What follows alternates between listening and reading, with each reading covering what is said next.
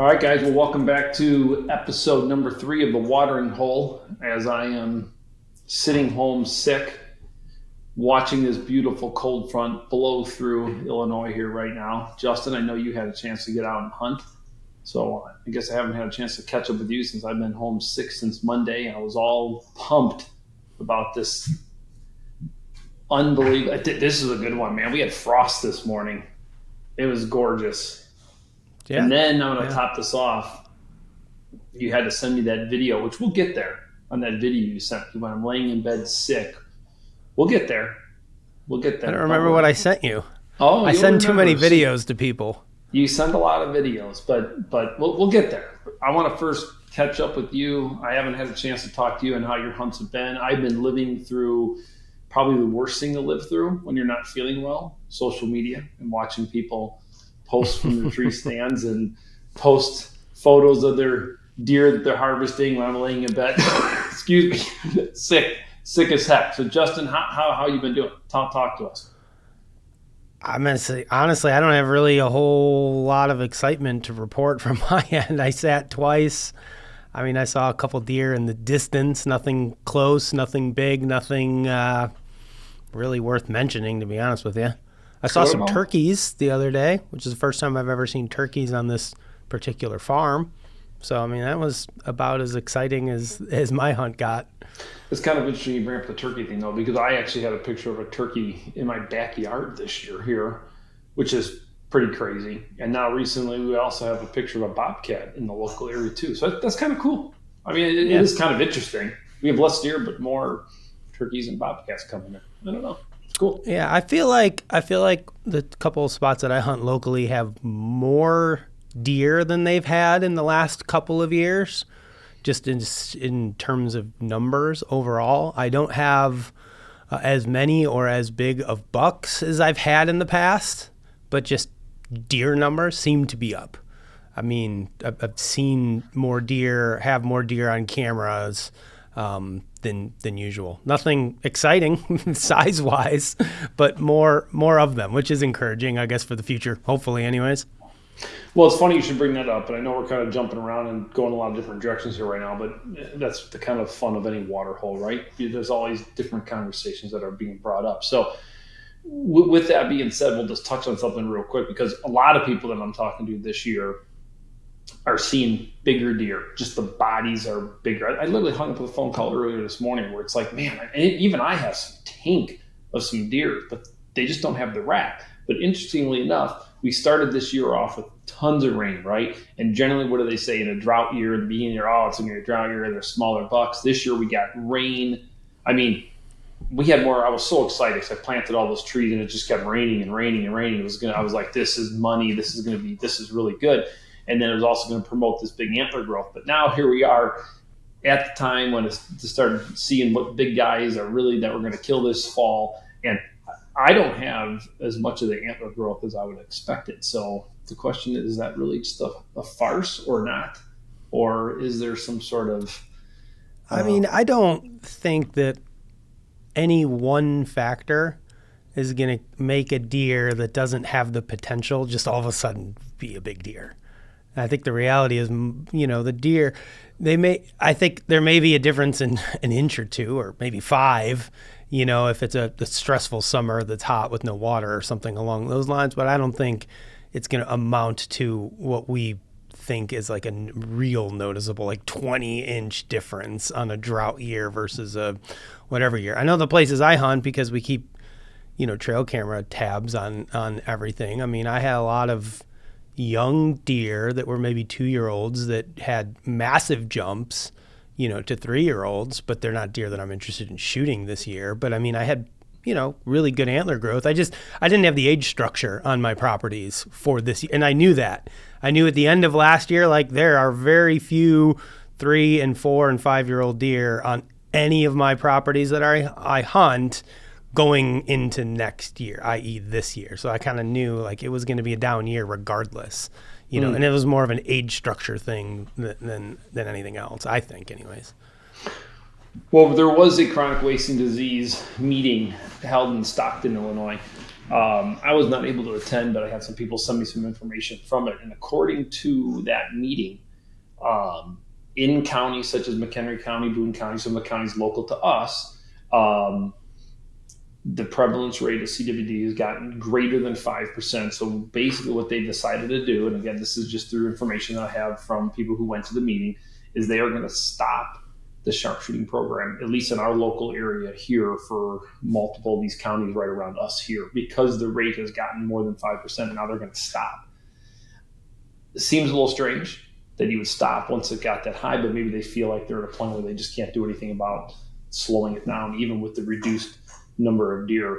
But now you're saying that you're seeing more deer. So it'll be interesting for people who at least hunt around local to us to comment below whether or not you're seeing more deer, at least in these areas. But yeah, I don't think, honestly, that the sharpshooting program had as much of an effect on the overall population of the county as we. I disagree. As we believe. I'm going to argue with you on this. Yeah, I know. We're always going to argue about this, but how many deer did they kill in McHenry County? Dude, I don't know about McHenry County, but Boone County, I can tell you from just owning the place for 20 years and owning that land and being on it and being there all the time, the quantity of deer that we have there, not even close to where we used to be. Not even close. I guess you still didn't answer my question, which was like how many deer per year are killed in each of those counties? That I was sent. I can go find it if you're really going to force me to go through my email right now. But there is no doubt. I like to make my decisions on how I feel about things based on like data that I look at, like how many deer per square mile are there, like how many deer. Like, that's great, but I'm going to argue because there's a lot of other factors that go into the deer population, and the question also begs specifically in a lot of these areas, like, yeah, we probably used to have more deer, but did we have too many deer? You know, I think hunters in for us, it's like we can never possibly have too many deer. You know, it's like we want to see. Now you're on the right party, Justin. Now you're where you need to be.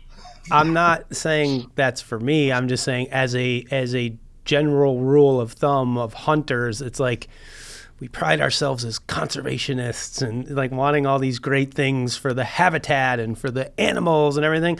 But then it's like we give zero consideration to what scientists actually believe is a healthy number of deer per square mile in the areas we hunt. And we're like, we don't care what you say.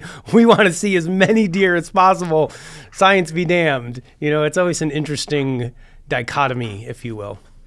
I'm not going to argue with you on that. I agree 100% with what you're saying there. But owning properties and seeing where I was versus where I am today is clearly different. That's all I'm going to say. It's definitely different from where it used to be. Yeah, but I'm just throwing. You're right. You're not wrong. You're not wrong that it's different and it's changed. But you know, speaking like your first farm that you own, like that area of that particular county had, I believe, the highest deer density per square mile of anywhere in that county.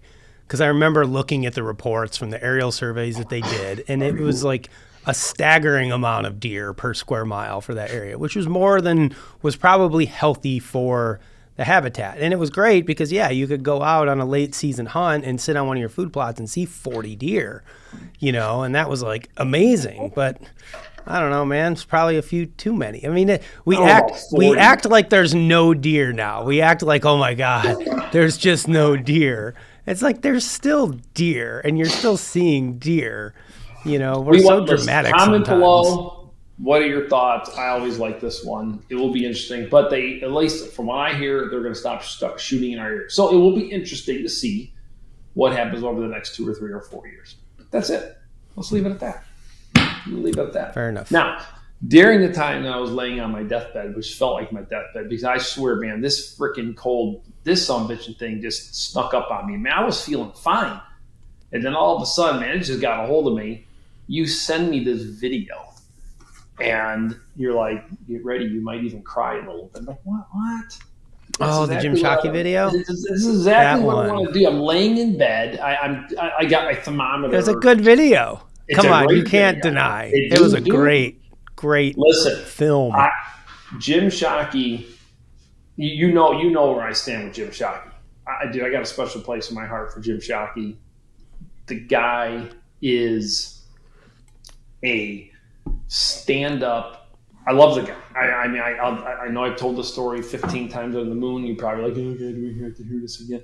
But you know what? There are people that you meet in your lives that help inspire you, help you along the way. And when I was starting this journey of creating a business, and I was in the SHOT Show, and I was suit and tied and, all trim and proper, and trying to make my way around the SHOT Show for the first time, and seeing Jim Shockey, who was somebody I would watch on TV, and was totally pumped to see him there with his wife at the time, and to sit down with him and to be able to sell him a website and have him basically put all of his trust in me.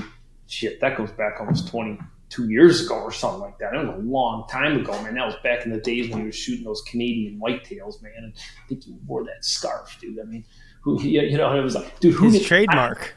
Listen, I was in Montana, dude, and I saw this scarf, and dude, it was cool. It's like all the Yellowstone maps and shit, and it was cool. I had bears on and stuff. Like, I'm gonna buy that. Like, I actually bought thinking that maybe one day I'll just be cool enough just to wear it. I'm never gonna be cool enough to wear that scarf, but I just think it's so cool. Like, I want to be able to wear it. I think it was more of like a bandana than a scarf. Dude, he was just wore it good, man. He was awesome, and he still is awesome. And if you have it, please put that up, Brandon, so people can see what it looks like, and we'll make sure we'll link below. So it was a video. It popped up on my wife was out of town, my kids went to bed, and I was like, I'm just gonna watch a couple YouTube hunting videos. I'm like, I want to see what's going on in the YouTube world. There's a couple videos I wanted to watch. I wanted to watch the newest Seek 1 video. So I think I watched that, and then the recommended videos pop up afterwards, like, hey, you should also watch these. And I saw this, and it was on Cameron Haynes' channel because it was produced by Brandon Shockey, who I believe is working with Cam to produce his podcast and everything. So it was called Gone. And it was just it had a cool, picture of Jim Shockey on the front. And I was like, I feel the same way you do. Like, Jim's just an iconic figure in the industry and just a cool person, really insightful. Like, if you ever read any of his posts and the stuff that he writes. So I'm like, I'm going to watch this. And so I watched it, and I was like, "Gosh, dang! For sure." If any person watches that and doesn't shed a tear, you don't have a heart. You're dead inside. I know when you cried. When? I don't remember. When you picked up the pigeon. Was that a pigeon? It was some sort of little bird. That was an interesting part of the film. Talking about life begets death begets life or whatever. It was interesting. For a minute there, I thought we were going to be at that point when you were pheasant hunting, and you just got it. I was waiting for him to just the thing, and then he just put it back in the brush. I was like, all right, something's going to kill it, but it's not going to be him. Todd would have put it in the brush. Jim Shockey, I expected to be like, you're not going to make it. Sorry, little buddy. But then he let it go.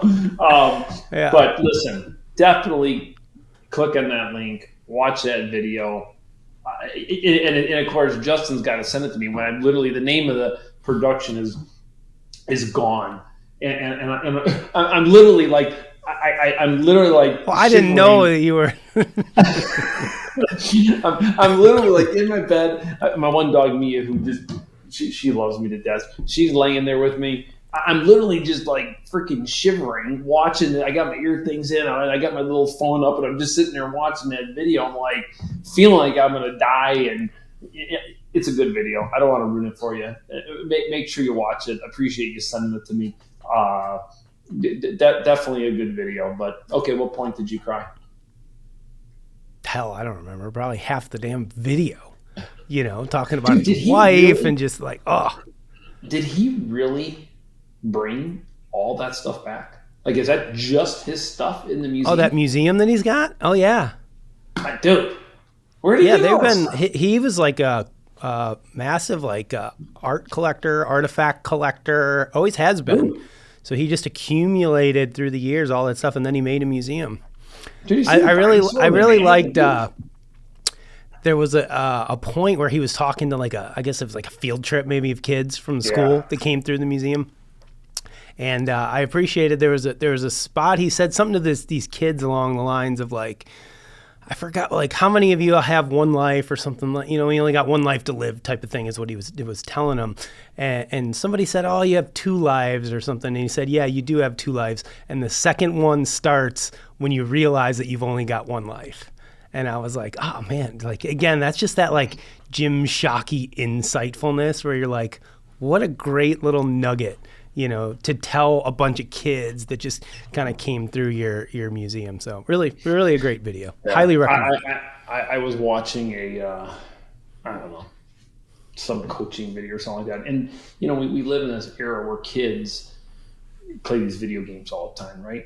And you're so used to just respawning, right? Or getting another life, you know, like sure. you're in all these video games, you know, doing all these different things. And you know, you just think, oh, man, you just start over. Yeah, you just get a new life. You know, this game sucks. I'm just going to start over. But, you know, you don't have that. You don't have that option, you know, so be smart. And I know we talked about this on the last podcast, but like as Joey was shooting his bow all summer, getting ready to go hunting. All right, guys. You know, I would always tell him, like, that first arrow is the only one that counts. I want you to go out and shoot 30 arrows today, but the first one is the one that matters, right? Because you don't get to take it back when you shoot it at an animal. You know, when it's gone, it's gone. You know, and there is no, you know, I'll just get him on the next shot. Like, sometimes there is, but most of the time there isn't. You know, and it was trying to get him out of that mentality because what happened was I caught him being like, yeah, my first couple shots weren't that good, but then I kind of got warmed up and then, you know, I really was shooting well. And I think like we've seen that at the Classic, right? We shoot the Lancaster Classic, dude. There's some times where like those first couple ends for scoring are usually my worst couple ends. And then it's like my heart rate settles down a little bit. I settle into a groove and I start shooting pretty well.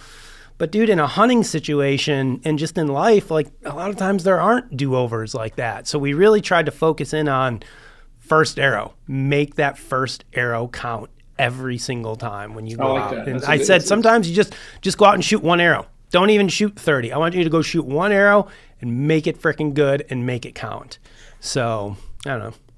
My little nugget for today. I'm kind of cranky that me and you didn't come up with the tagline and trademark the aim high. We're losers. Like, we should have came up with that. Why did Jim Shockey come up with that? We should have. Because he's obviously way smarter. Dude. And better at those things than us. Man, God darn it. Yeah.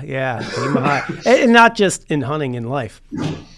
I've told this story before too. I remember meeting, this is not aim high, but I remember meeting Tim Wells. This was back way before we had a show. My buddy Mike and I were walking around the Wisconsin Deer and Turkey Expo, and Tim was there. And we were huge Relentless Pursuit fans. We were fanboys of watching his show. And he wrote a book. So we went up and we bought his DVDs. This is when you go buy DVDs from people at trade shows.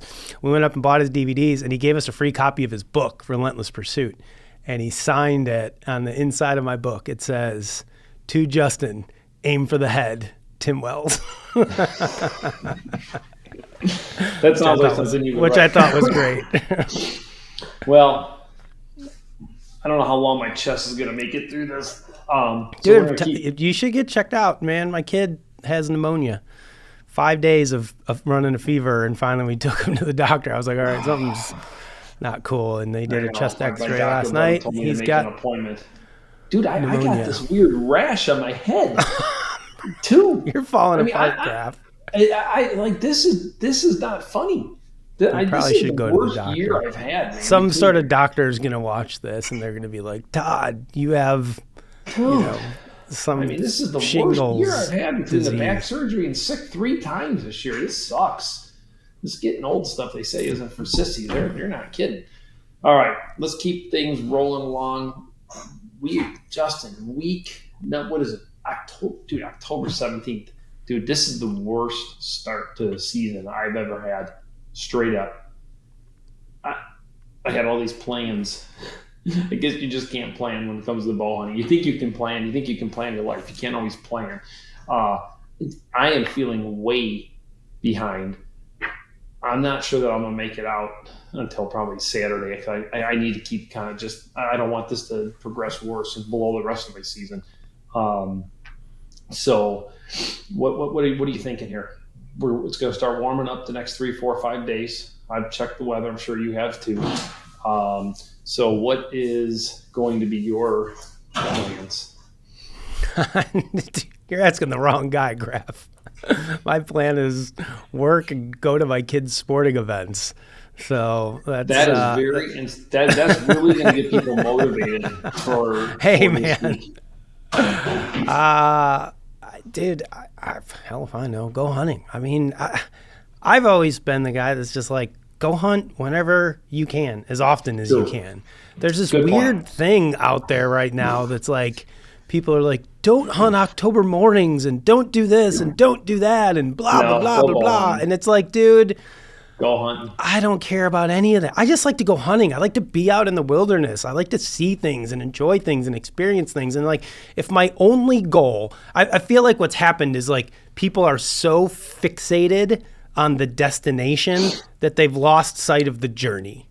Right? They are so fixated on. You said that to me last year. I wrote it down, brother. I wrote it down. It's one of the favorite things you've ever said to me. They are just so worried about doing everything right to kill that deer that they sacrifice so much of the experience in their season because they're like, well, this isn't right or that's not right. It's not the right pressure. It's not the right temperature. I haven't gotten a daylight picture of this deer in this spot or whatever. And it's like they use every excuse in the book to not go hunting, where I'm like, dude, looking at my schedule for the next week, I have maybe 1 or 2 opportunities to get out in the woods. And I don't care what the wind is or the pressure or like I'm going out to go hunting because that's what I enjoy doing. And if I don't see anything or kill anything, great. But at least I'm out there trying. I don't know. It's just. I agree. And I feel like everybody's just parroting the same conversations. It's like every time I turn on Facebook, well, you shouldn't hunt October mornings. I'm like, okay. Great, that's awesome for you guys, but like, what if that's your only option? You can't hunt the afternoon. My kid's got a friggin' football game. Guess what? I'm going in the morning. Yeah, and I think, like you said, there's been so much conversation nowadays. Like, when should you take your vacation? When's the best rut time? You know what? The bottom line is, it's October 17th. Duh. If you live in the Midwest, October 17th, dude, man, it's go time. I mean. It's so beautiful out there right now this year because of this crazy drought. So many of the leaves are already falling off the trees. So many of the cornfields are picked. The beans are almost all out, at least around most of the areas I hunt. So it's just a great time to be out there, period. And I think you're right. Yeah. Get out there, hunt, have fun. And there's just so much like anecdotal stuff that happens in the hunting community that I'll give you an example. The October lull. Right? There's a lot of people that are like, oh, it's the October lull. Don't go hunting. Wait, save your stands for the best times, whatever. So they convince themselves not to go hunting. Then we get a cold front. So now it's like, oh my God, there's a cold front. We have to go hunting. Then everybody goes hunting and all of a sudden they shoot some deer. And they're like, well, I killed that deer because there was a cold front. It was like, well, first and foremost, you killed the deer because you actually went hunting. And it's like, we want to attribute every success that we have to very specific metrics when the only universal constant is like you have to go hunting to kill a deer. All the other stuff is whatever. I will confess I did see my shooter, and it wasn't on one of those primo days. I slipped out, and I did do something too. I bought a ghost blind, Justin. If it doesn't work, oh, nice. You can have it. I know you gave me the idea, dude, and I saw it. Just that when you mentioned that, I saw this schmuck of a deer, and last year I saw him in the same spot, and there's no way to get this deer. Like, dude, I'm not gonna go in there and put a ground blind. It's not gonna work. I need something stealthy. Reflective. Just build a natural blind, dude. I mean, people did it for many years. What's that?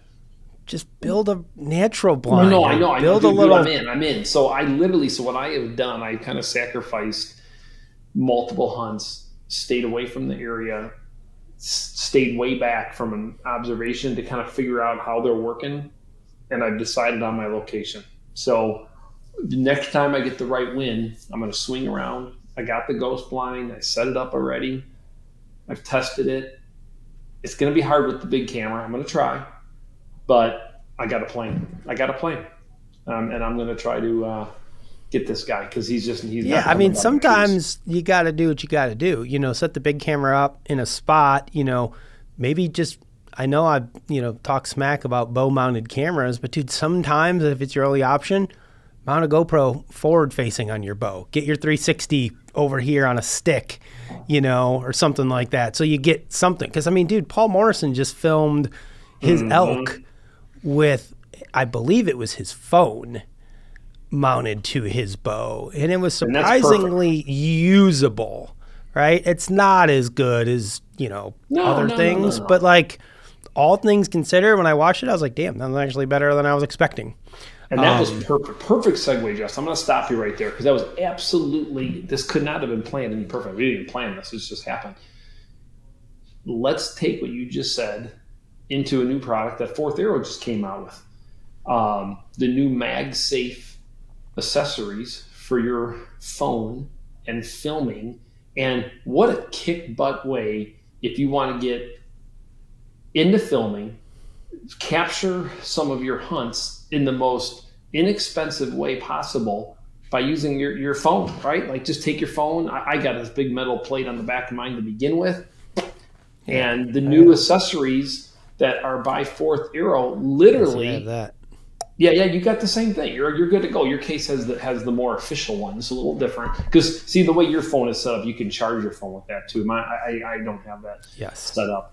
But the point is, the new Fourth Arrow MagSafe accessories works both as a mounted option for the front of your bow, and you can also get an accessory where you can have a little tree arm in the tree with you and put it on, which is really kind of cool because then if you still need to use your phone, right, you can still send a text to your buddy, pull up hunt stand, look at things, look at your trail camera.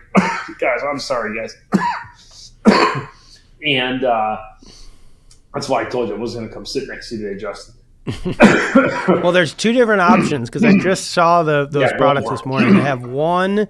Help me out here. And this isn't the first time. I mean, it's not like they've created some sort of new product that we've never seen before. Dude, I was going through a box of old hunting gear that I had that I was trying to just get rid of the other day, and I found multiple mounts that I had used over the years that sat between my stabilizer and my riser of my bow, right? That then come up like an L bracket right on the top of your stabilizer. Do you remember the one that we had that used to be able to click to the side? Click, click, click, click. Yeah. And it had like a little threaded screw on it. Because I used to put it off to the side and have a GoPro on it. So yeah, they came out with something similar to that, but it's meant, again, to be used with your MagSafe if you have an iPhone. And then what they do is if you don't have an iPhone, it comes with a little metal ring that you could put on your case to attach it. So it's nice from that perspective because it's quick and it's easy and it uses something that's already part of your phone. So like some of the other ones that are out there right now, like I don't want to use that because it doesn't work with this. Some of the other ones that are out there that require you to put a big metal plate on your phone or whatever. It's like, well, that's not going to work for me. So I like what they did. It'd be interesting to see once we get our hands on them how well they work. I'll definitely give them a shot. But yeah, when it comes to filming, we've just been doing it so long. I think I'm a little jaded in terms of like, I want my footage to look good. And I want to be able to see that impact shot and that arrow in flight because to me that's like the most important part of the video. In the bow mounted or weapon mounted cameras, dude, they're always just like shaky, right? When you shoot your bow, it shakes, it moves. And you drop that arrows in sometimes. Yeah, so I mean, again, it's not. I don't know that I would use it unless I'm in a situation like what you're in, Todd, right? Where you're like, okay, close quarters, I'm on the ground, the big camera, I don't know if it's going to work. I'm going to try it. And this is like my backup, like just to make sure I've got something. Okay, makes sense.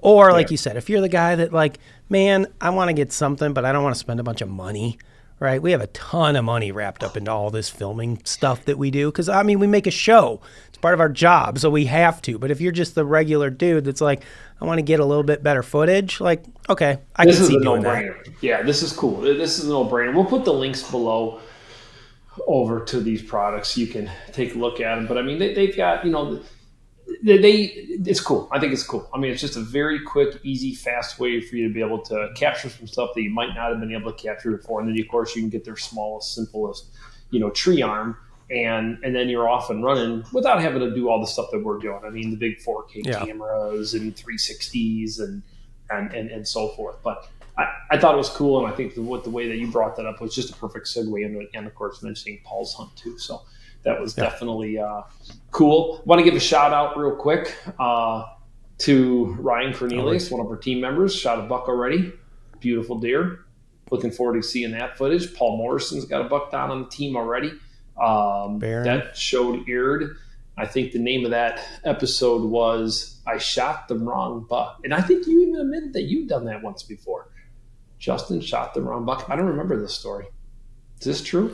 Well, you've never shot a deer where when it came in you thought it was one deer?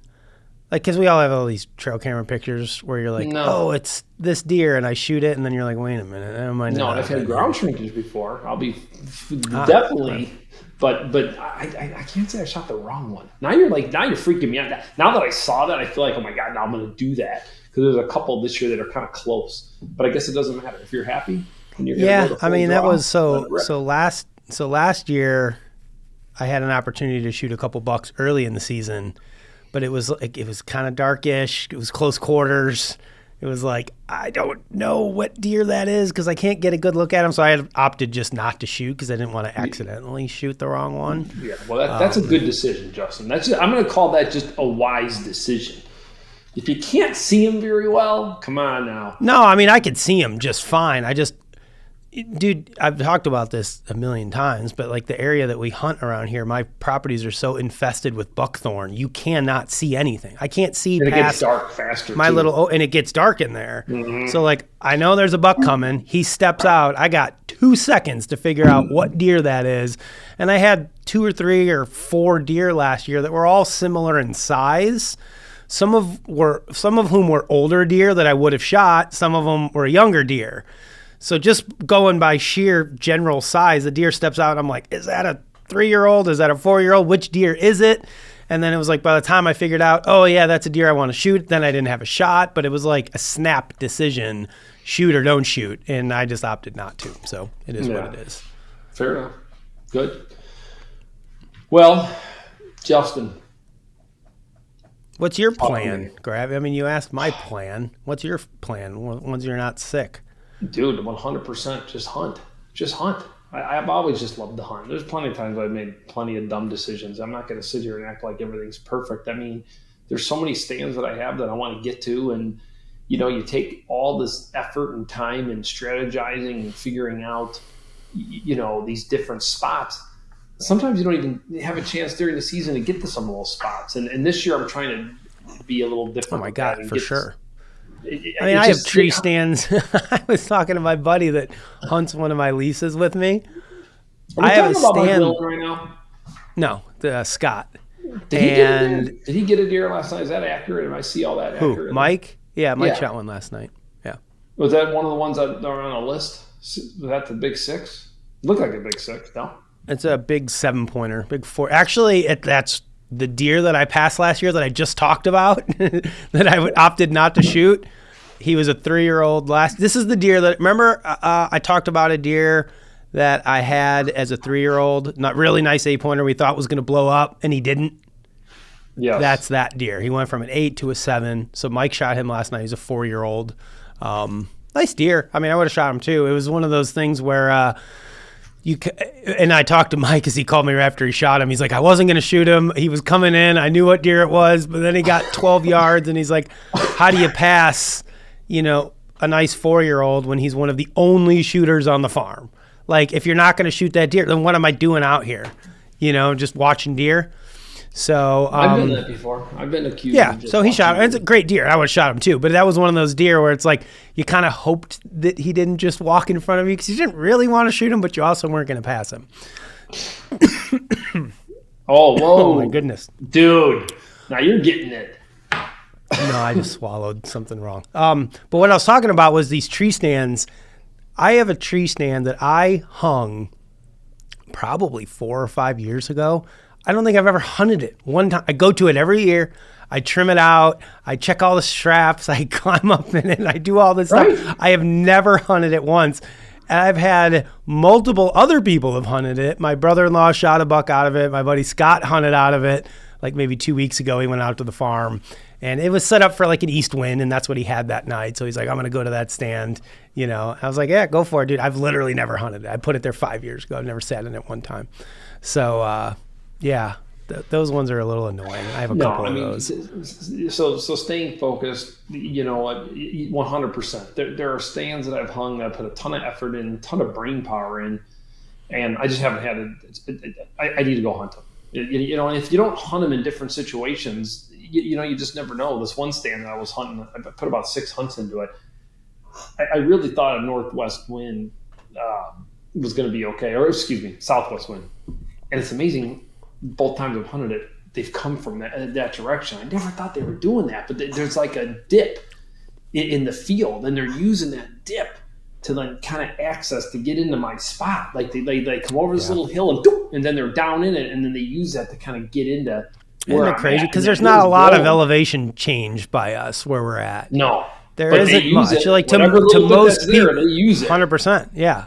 To most people, they look at that and it just looks like a flat field. But the deer always seem to find those spots that just keep them hidden enough. There's been so many times I've noticed this just driving around where it's like I'm driving past a field and I barely catch a glimpse of a deer in a spot. And then I drive and keep looking and it's like I can't see into that spot from anywhere else other than maybe that one little area. It's just kind of like a sheltered little divot in a field, and it like you said, it doesn't take much. Deer aren't very big animals, right? So it doesn't take more than a couple little feet of elevation change, and all of a sudden, boop, they're gone. Just over the crest of the hill. So yeah, it is interesting how they use that. Well, and speaking of that, that's exactly where I'm going to be setting up. Like where I've been watching these deer kind of move around, because I was an idiot, and I went out last night for just an hour and a half, and dude, I got halfway up that tree. I swear I didn't think I was going to make it up the tree. I was just dying trying to get up. I was like, man, I don't have the energy to get up this freaking tree. That's the first time I think in my life I'm an idiot for keeping my pegs my tree steps so far apart. You know me and my stupid monkey legs. Like the first time, I'm an idiot for doing this.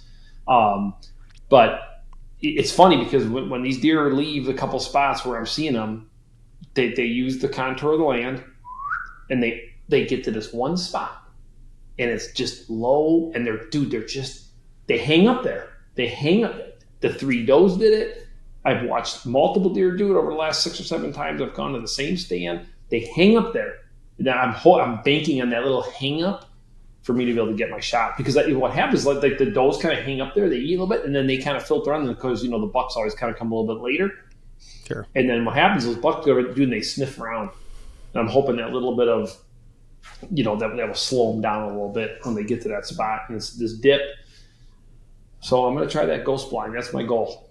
That's my goal. That's what I'm trying to do. Try something totally different. And I've seen my shooter there, and I saw another buck there last night, and another one.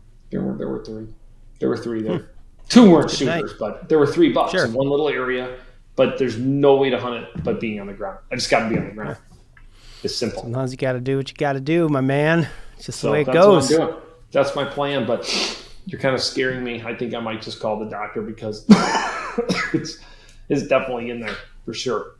So yeah, I mean, like I said, my kid was running a fever Saturday. We went hunting, and he was taking Dayquil and some Advil, and he was, once it was kicked in, he was okay, and we went, and then Sunday fever, Monday fever, Tuesday fever, Wednesday got up, was like not feeling the best, but went to school. But then my wife ended up picking him up early because he was feeling like crap, and picked him up, had a fever again. He had gone to basketball practice that morning, and he came home and he was like, I can't breathe. He's like, I tried to run, I can't breathe. So I'm like, let's take him in. So yeah, sure enough, yep, pneumonia. So he's on antibiotics now. I was trying to avoid the antibiotics, but all right, guys, with that being said, I know you've got calls stacked up today. I've got calls stacked up today too, and I'm going to go get some hot tea. I got one at 10 o'clock that I need to prepare for. The goal is simple, guys. I think Justin made it very clear for everyone that's listening. Don't worry about the October lull. Go hunting. Go on and get out there. Guys, I mean, if not, here's what happens. You end up looking back on this. It goes so fast. It's freaking October 17th right now. How is it October 17th? I swear it was just August. I mean, the season goes so quick. So you got to get out. And when you can, embrace it.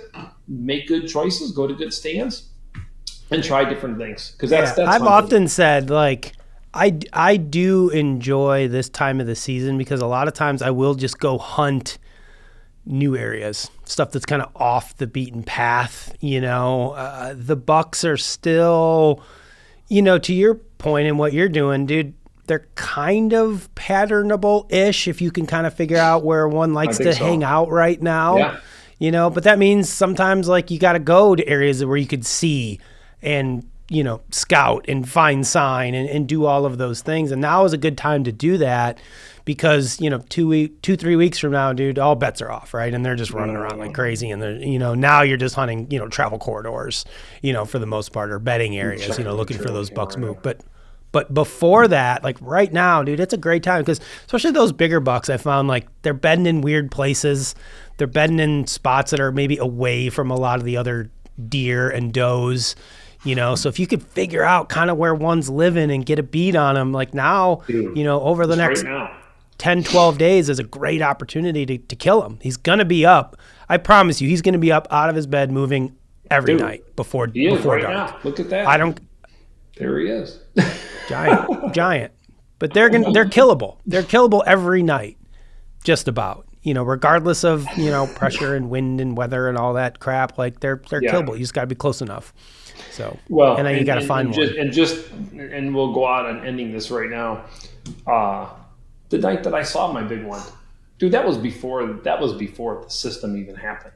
I mean, there was no, it was just a hunting day last week that I slipped out. When I saw him, it wasn't even a special day. It wasn't even that great of a day.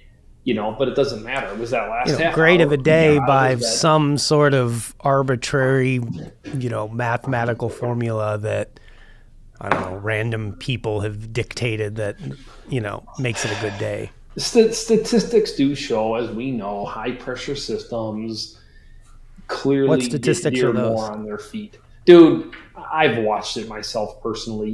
Come on. Anecdotes again. Listen, I can show you. I mean, dude, if you go... Here, I'll even show you. Then I gotta go. Just go look at all of the data that comes out of mostly like the MSU Deer Lab with all their collared buck studies, and they've looked at a lot of data from a lot of deer over a lot of years and have yet to find a correlation in daylight movement and activity from all the things that we as hunters love to think triggers deer activity. I think my belief. We think it's going to be a better day, so we go hunting. We hunt our better spots. We get in earlier. We're more careful because we think all the factors are lining up for us to be successful, so we treat it differently, and we spend more time in the woods. So then anecdotally, we're going to see more deer. We're going to kill more deer because when it's a hot day or it's a low-pressure day or it's a this day or that day and we don't go hunt, what? I don't know. Oh, dude, what's I'm that? Just telling you. What was that? Oh, just the pressure and watching. I mean, dude, dude, I do watch that, and I mean those high pressure, man. I do. I'm going to argue with you on this one. I just don't think there's that much of a correlation. I think that we like to hunt those days because we think there's more movement. There is. And then when we see deer, we're like, oh, they were moving. There's a high pressure day. I got another call starting in 3 minutes. So if you think there is a correlation to high pressure, comment below. I want to hear your comments. Of course, everyone thinks that. That's what we keep drilling into their heads. You got to watch for those peaks. And whatever you do, you don't want to end up sick like I was. Get out there, hunt. And Justin's got me a little nervous now. I think someone else told me to call the doctor, and I think I was a tough guy and I wasn't going to, but I think I'm going to take your advice and just do it because I thought I felt better this morning until I've been up now for the last 2 hours and I'm trying to grind through the day. It's starting to catch up a little bit. So with that being said, Justin, we got a busy week. Todd. The weekend. Yep. What day is today? Today Thursday? Thursday. So today's Thursday. Good luck this weekend. I'm sure you and I will be texting each other. And we have flag football playoffs this weekend, Graf. We need a win. I'm out of the football game. I never got into the football thing. So good luck to you and your kids playing football, but I am going to hopefully be dragging myself into a tree stand. Or if I'm feeling bad, I might have to succumb to one of my muddy blinds. Fair enough. Well, I have 2 football games and a cheer competition this weekend. So if I get out, it'll be a miracle. But I'll let you know. I know you. You're waiting for the good time. With that being said, peace out, guys. Bye. See ya.